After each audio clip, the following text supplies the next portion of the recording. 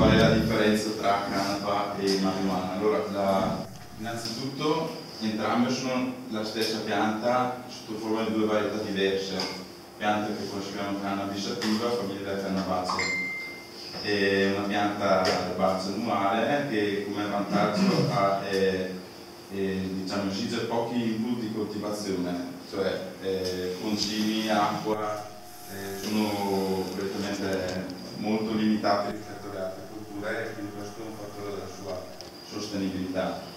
Sostenibilità che non è solo ambientale ma anche economica, infatti può fornire una gamma di prodotti come vedete e è una pianta comunque anche rustica che si adatta a svariati tipi di ambiente, quindi non è la coltivazione diciamo relativamente facile. Allora, sativa indica qual è la differenza? Non esiste una distinzione netta. La normativa dice che la distinzione si basa sul contenuto di THC, cioè se riuscite a intuire questo grafico, qua abbiamo la percentuale di CBD, che è il principio attivo non stupefacente, che è quello ricercato anche dall'industria farmaceutica, oltre anche al THC che invece è quello stupefacente.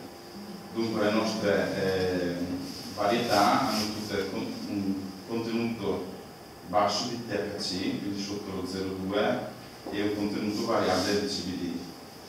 Altri fattori che possono diciamo, discriminare le due piante sono la forma della pianta, la forma del livamento, infatti quella indica da droga diciamo, di solito è più un cespuglio, quindi l'altezza è piuttosto limitata, mentre quella da fibra o da seme, comunque la pianta industriale, si sviluppa molto più in altezza e produce relativamente pochi fiori. Altro fattore. L'altezza è variabile, secondo della varietà può essere cioè quella che coltivate voi fino a 5 metri più o meno. Cioè fino a 5 metri cos'è una pianta annuale? Sì, annuale. Cioè, ha dei ritmi di crescita produce molto più ossigeno di una foresta amazzonica. Quello infatti l'ho letto. Sì, ha un tempo di crescita. Ci sono anche delle varietà sono arrivate anche a 8 metri. È la carmagnola soprattutto, quella appunto propensa alla produzione di fibra di una volta. Facciamo sviluppare in altezza, veniva falciata in più segmenti per poi procedere alla trasformazione. Dipende anche dall'ambiente di coltivazione, proprio la varietà in un determinato ambiente può svilupparsi più o di meno. E altra differenza va avere la forma della foglia, più sottile, allungata, nascitiva e più nella indica. Diciamo che noi quelle da seme sono più propense, cioè quelle più basse sono più propense alla produzione di seme anche perché c'è un problema di raccolta.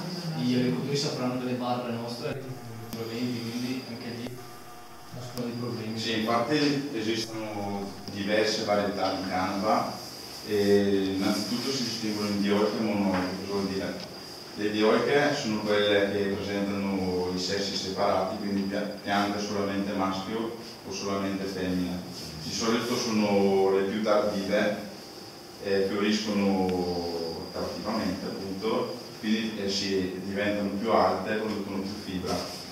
Mentre le monoiche sono state selezionate col tempo per avere sia il maschio che la femmina sulla stessa pianta. Questo fatto ha molti vantaggi, per esempio una maggiore produzione di seme perché tutte le piante poi vanno assieme.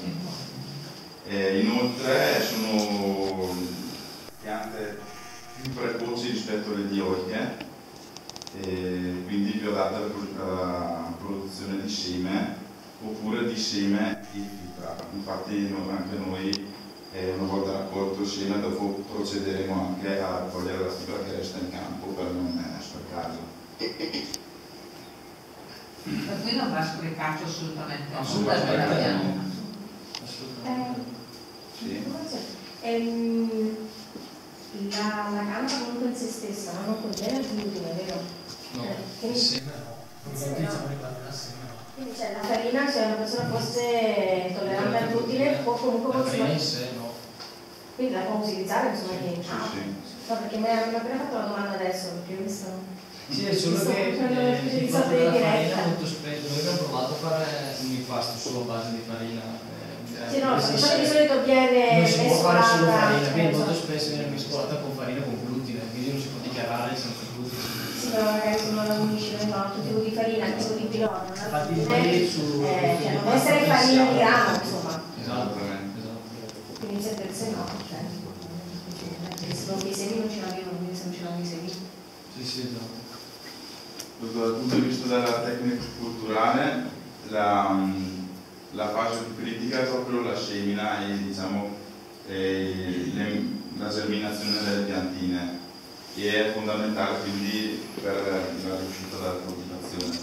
Cominceremo tra un paio di settimane a seminare e va bene, questi dati non so. Quindi sono dati un po' più tecnici della cultura. Sì. Qua invece abbiamo dei dati che magari possono interessare. Prima di tutto i pesticidi non si effettuano perché, come potete vedere, se riuscite a vedere questa immagine, praticamente è la pianta appena prima della raccolta, adesso non si vede bene, comunque in terra è stato tutto bello pulito, perché grazie alla sua altezza e all'ombra che fa anche la coltivazione, potete vedere un po' qua dietro, ci sono una distesa verde, ci segue su foto originali. E dunque già nelle prime fasi di vita, quando la piantina è ancora anche piuttosto bassa, copre già tutto il terreno e impedisce la crescita delle restanti, quindi i diserti sulla campa praticamente non si effettuano, e questo è un lato fondamentale per la sostenibilità ambientale anche della coltivazione. Voglio aggiungere che anche se si volesse, oggi non esiste e quindi non esiste il diserbo selezionato per la canapa. Quindi no, ma non noi andiamo comunque un approccio sempre naturale. Dall'altro lato sia l'irrigazione che concimazioni, come dicevo prima, sono molto limitate. I testi dicono che nel nord Italia è una cultura che non si irriga, però l'anno scorso siamo stati smentiti dalla... Anche se l'anno scorso è stato un anno devastante. Però nonostante l'anno scorso non abbiamo irrigato, la pianta è tutta lo stesso. Dopo la qualità del seme era molto scarsa, però insomma bastava fare quelle 2 irrigazioni e qua... Non avete irrigato? Non abbiamo irrigato, sotto consiglio degli esperti. È una cultura che sì. È vero che non va irrigata, se però allo stesso tempo trova un terreno sciolto, è logico che se invece trova dei legnosi che non trattengono acqua e così via, fatica, perché questo fittone va proprio sciocchiare. Diciamo che non va irrigata se piove normalmente. Anche la consumazione, come potete vedere, 100 kg a ettaro di azoto di esportazione ci apportano benissimo con una consumazione organica del fondo. E in questa zona non è difficile reperire la materia prima con tutti gli adeguamenti che sono. Quindi anche qua il concime chimico in modo tale nei nostri campi.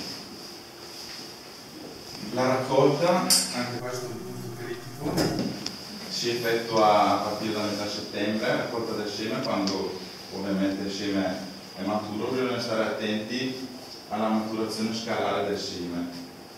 Se si raccoglie troppo presto, parte del seme non è ancora formato, mentre se si raccoglie troppo tardi, parte del seme può essere caduto, quindi bisogna indovinare perfettamente l'epoca di raccolta.